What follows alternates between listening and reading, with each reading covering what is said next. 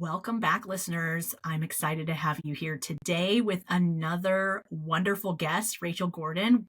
Welcome, Rachel. I'm so excited that you have joined, and we are going to go through your journey of how you have gotten here to this point, how you help your clients.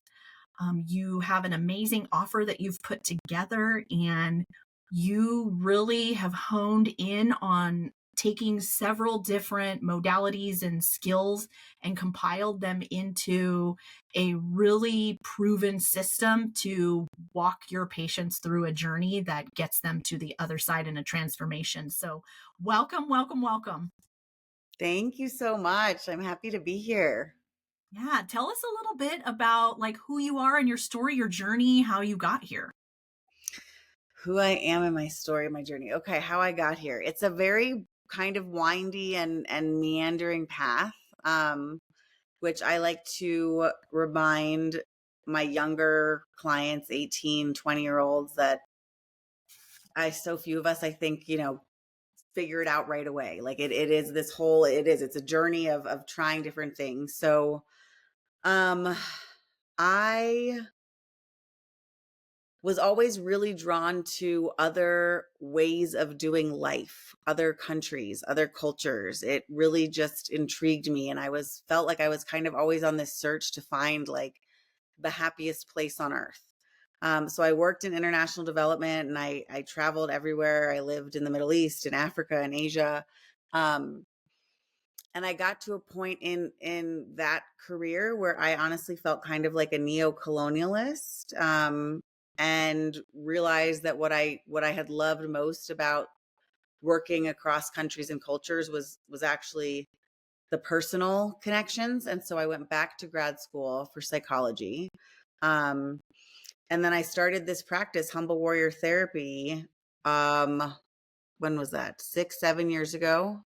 And it really grew out of my life and my own journey to figure out what it means to be happy in this world.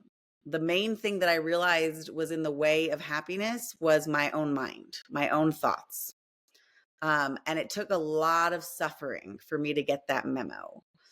A lot of failures, a lot of abuse, a lot of seeking, a lot of addiction. I mean, I am the quintessential therapist who has been through everything in the book: anxiety, depression, addiction, divorce, sexual abuse, eating disorder.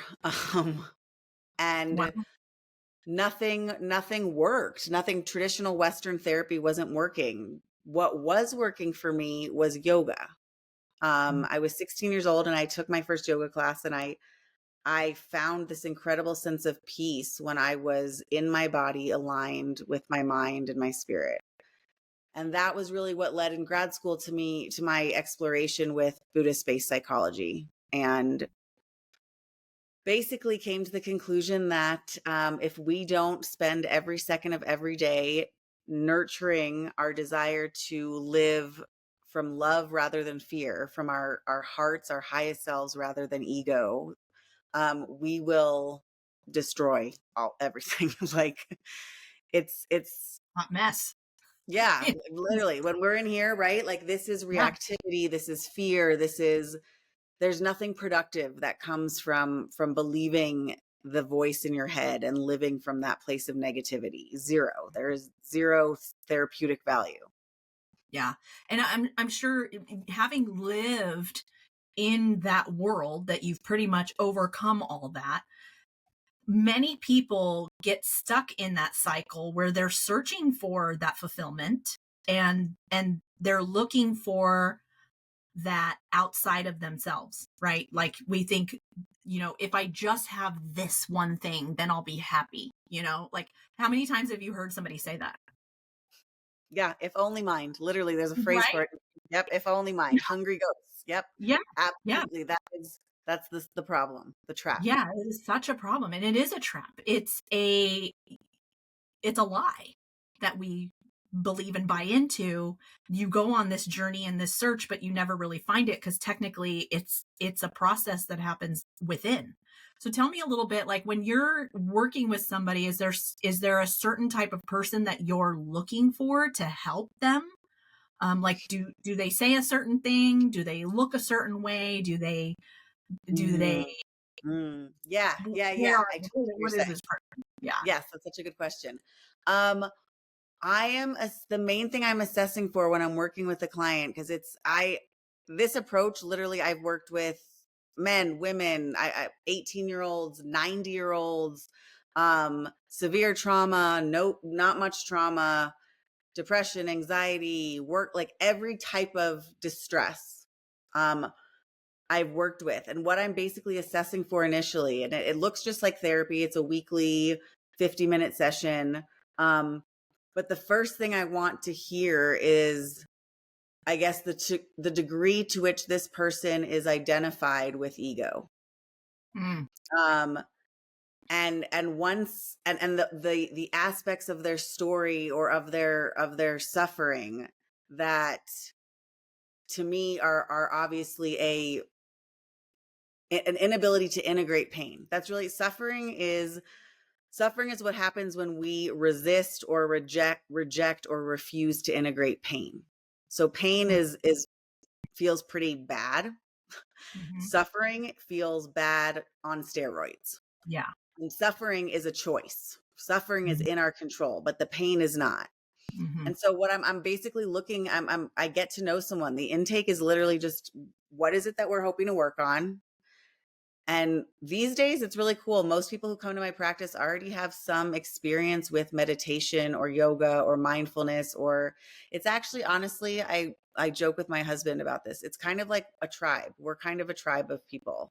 We're a little bit Mhm. hippie. We're a little bit crunchy. We're very spiritual. We love Eastern medicine. We're open to Western as well. Um, but it's a lifestyle to me to stay on a high vibration in this toxic life. Yeah. Is a lifestyle. It's every single choice you make. It's what you're drinking, it's what you're eating, it's what you're listening to, it's how you're moving your body, it's how you're moving emotions, and most importantly, it's about how you're relating to your own thinking. Yeah. Yeah, absolutely. I heard so I'm very well versed in neurolinguistics, and I remember one of my mentors talking about how she asked this question, would you ever talk to another human being the way you self-talk? I love And yeah, and I was just like, like mortified. Absolutely not. I would never say out loud to another human being the things that I ever say to myself ever, can you imagine? you know? And it's like, so then why is it okay to say it to yourself? Exactly. And that negative self-talk, I have worked really, really, really diligently to overcome that. And it has opened up so many doors in so many ways, profound changes across the board in every aspect of my life. So I know how significant it is to just change that little Mm, thought process, to replace those negative thoughts with some, the lie, mhm. oh, you messed that all up, you did it all wrong, and changing that into, you know what, you did it, it's done and over with. You can't go back and change it. What lessons can you learn now? How would you do it Ab- differently? Accept it. Absolutely. Like it's all good. You're a human being. It's okay to mess up, you know? and and now feel out your feels in your body and put whatever noise is happening in your mind into your body so that you can process it out fully. Yeah. Yeah. Now do you see a big connection in how somebody thinks, thought process wise with how it physically shows up emotionally? Ooh, such a Because great I question. know that you said something about pain, which I know a lot of times, like I know, and you and I were talking about this before.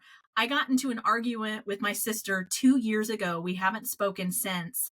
And on the anniversary of our argument, I all of a sudden will get like a weird symptom, like will show up.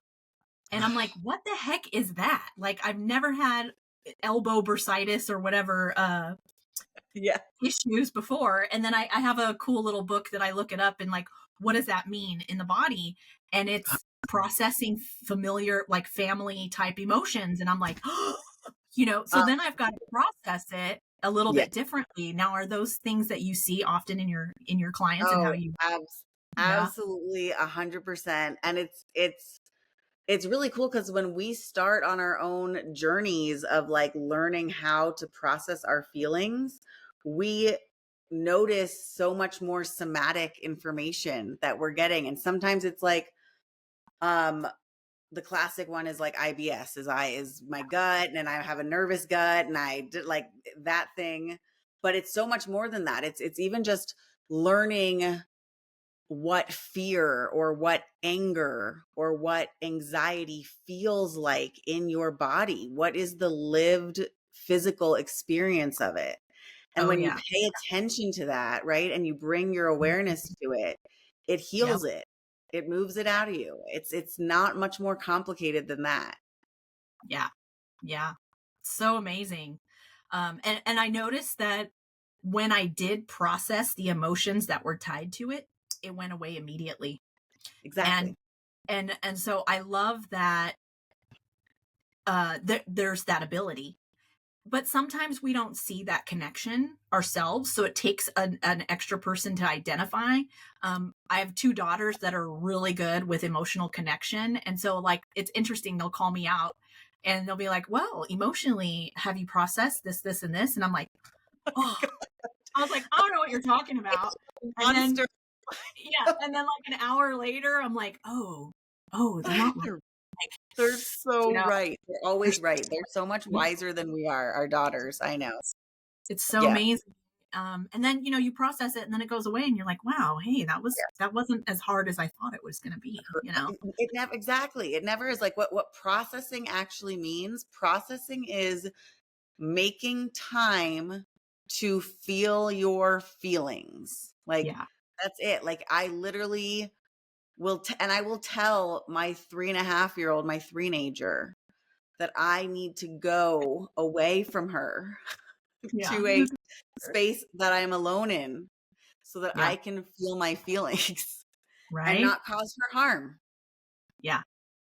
I think that's huge. So let's talk about that a little bit more. When you mention, processing the feelings, and let me go over here and really understand what it is that I am feeling. Let me define this. Let me break it down. What are my belief systems that are coming into play here that are making me feel angry, or where do I feel violated, or, those kinds of things. Sometimes there's a big, huge disconnection that happens, right? Where we aren't even in our own bodies. Have you encountered that? Oh, absolutely. Oh, completely. Yeah. Like, tell me about that. When you say when we are a disconnection, you're referring to like the disconnection between our emotional reaction and the event that's happening. Yeah. So to me, that is the main indicator of unresolved, unprocessed pain or trauma. It's when we notice that we are having when we notice that it's called being hooked, being in trance, when we have completely, so my ego is named Louisa.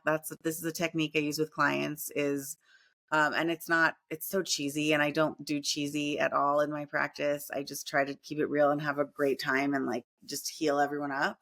Meet Upleveled Strategies, the most powerful drag and drop website builder and a funnel or landing page builder with built-in A/B testing and web forms. Oh, and surveys too. Not to mention built on the powerful Google Cloud ecosystem for fast speeds.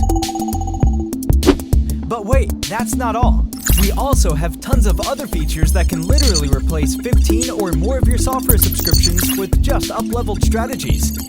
Drag and drop email builder, check.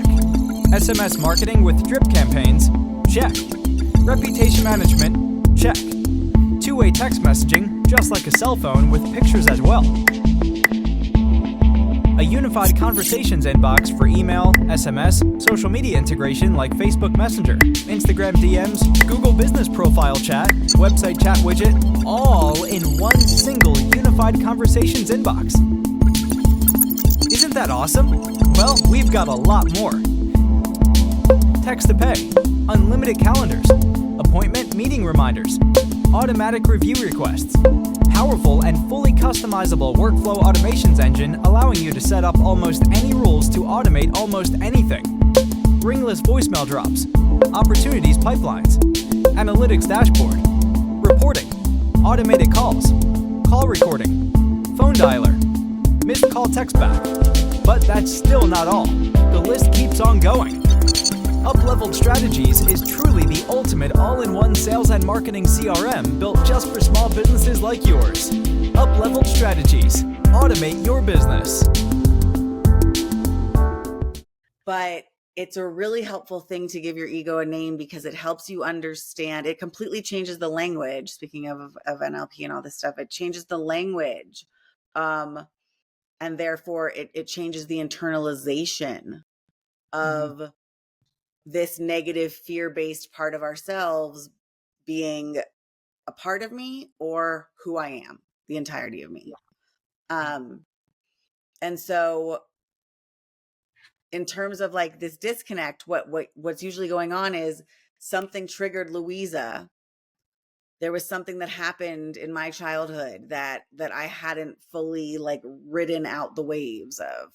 And so Louisa instantly takes the ball and I'm in trance and I'm just completely identified. And it's like, my body's here, but I'm in this virtual place and I'm not here.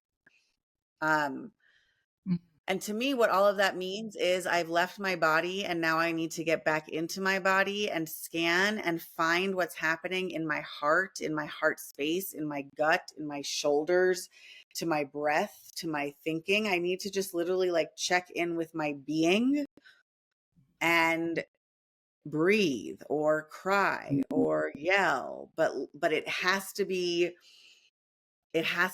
moved through completely.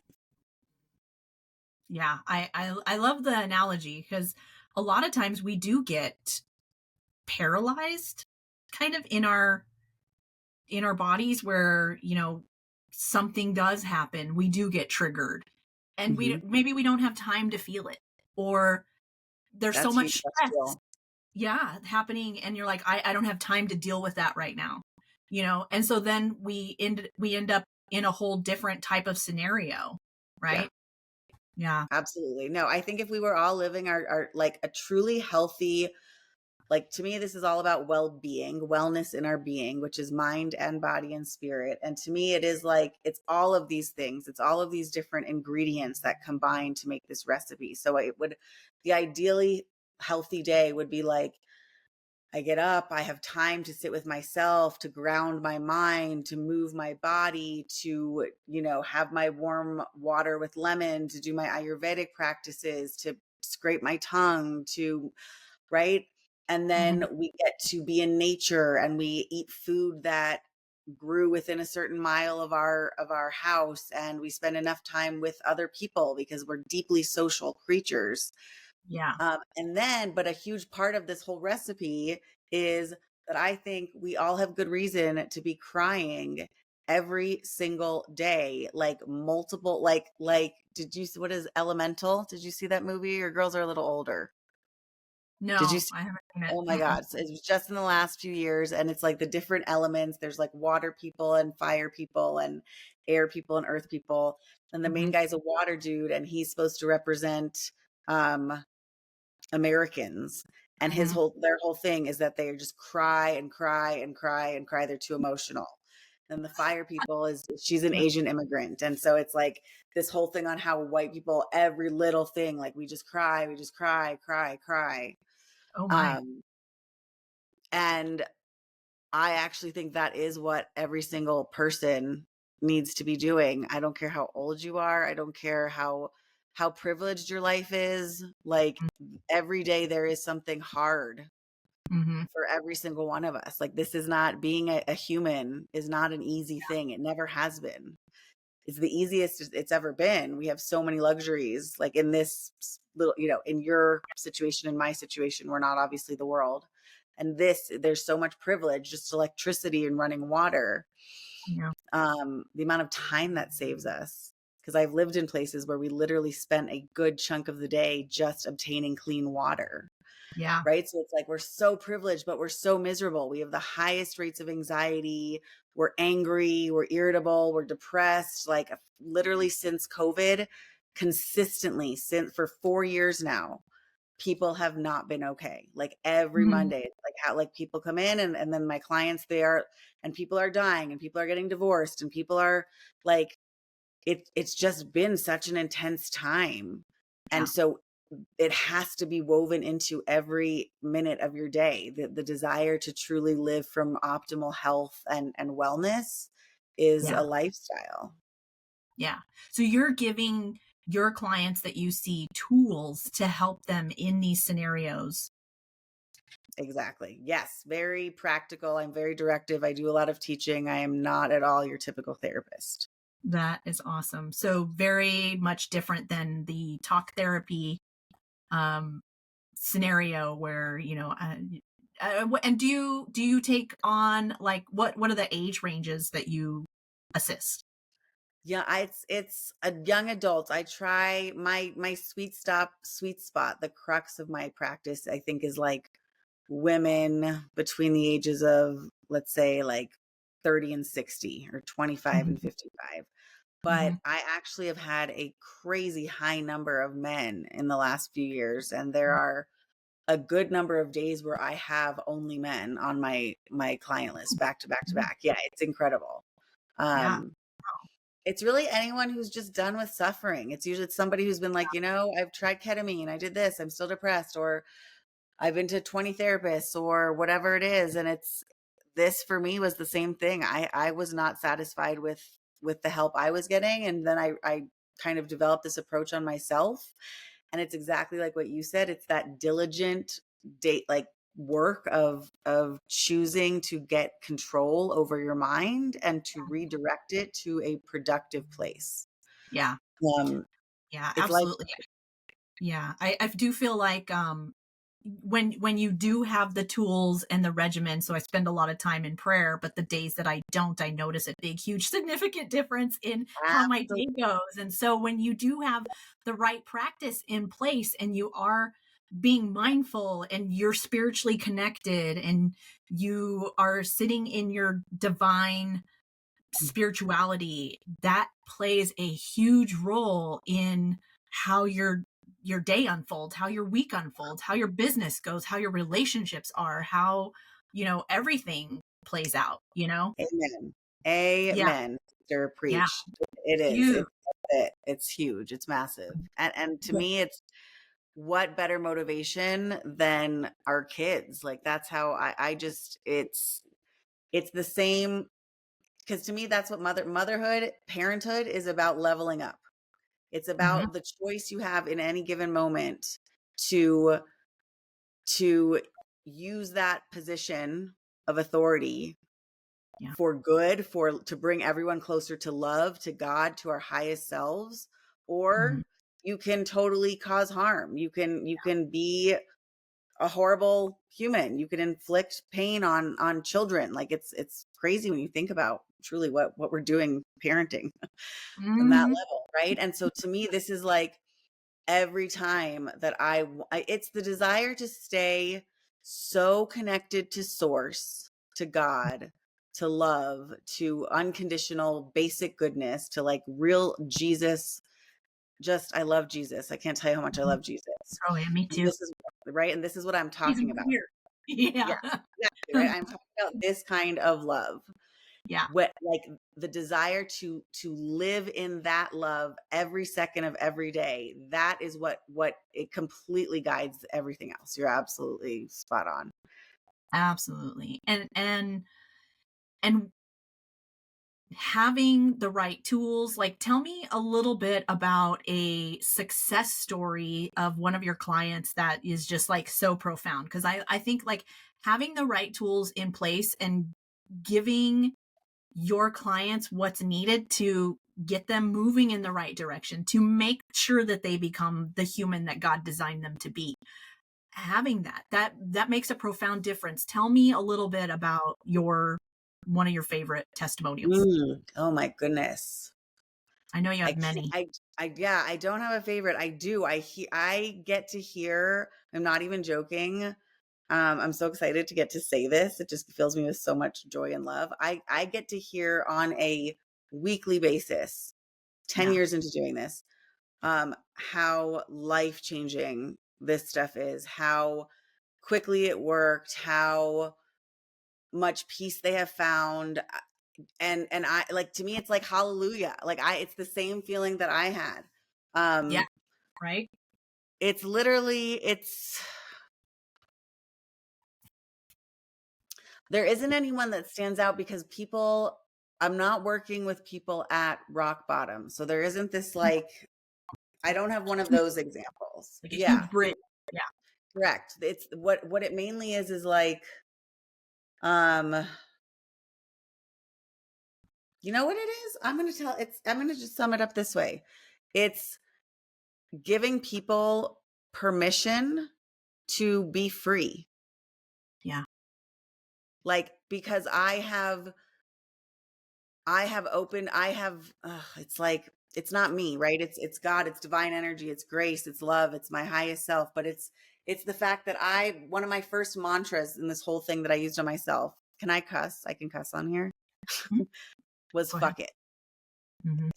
Fuck it was what I would tell Louisa when Louisa would be freaking out about every little thing I did and right. And she's judging. And I'll never be worthy of love and belonging. I'll never be enough. I'll never be perfect. Right. I just started saying, fuck it. Fuck it. And I started reconnecting with what felt intuitive and right and Mm-hmm. joyful to me. And I'm not talking about like the pleasure of drugs and alcohol. I'm talking about like the joy of divine love. Like it's right, a totally different thing. Totally different. Totally different thing. And we're all like stuck in ego, in the shoulds, in being hard on ourselves, in not giving ourselves any grace, in just the relationship we're in with ourselves, which is the most important one we have, is in such a trash place right now. Yeah. And so the biggest success is just that we all in this journey together, like, it's such a privilege for me to see. I see it day in and day out. People just literally free themselves from the prisons of their own minds.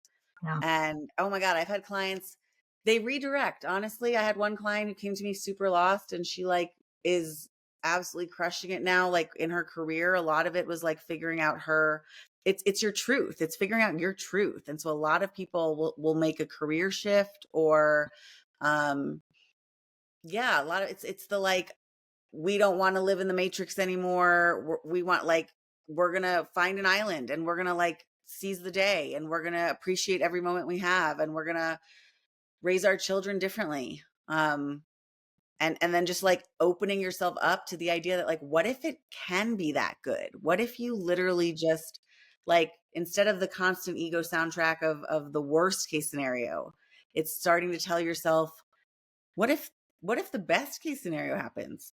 What if Yeah. we aren't here to suffer? What if you Mm-hmm. do get to be like manically happy like a child and run barefoot through the grass? What if you don't have to dress up to go to work anymore? I literally wear pajamas. Like, I don't care. So awesome. Right? Thank I you. get to be who I'm designed to be. Like, I get to be authentically me. Yeah. Yes. Yes. And own it. Exactly. Yeah, I love Exactly. that is huge. That is It's huge. I mean, I feel like that's what a lot of us strive to do. yeah. Yeah. But then sometimes, we get lost in the, well, what do I want?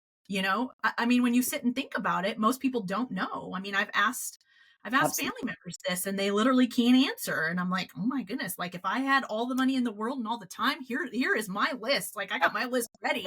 Yes. And so I just find that very fascinating that some people have never pondered the thought.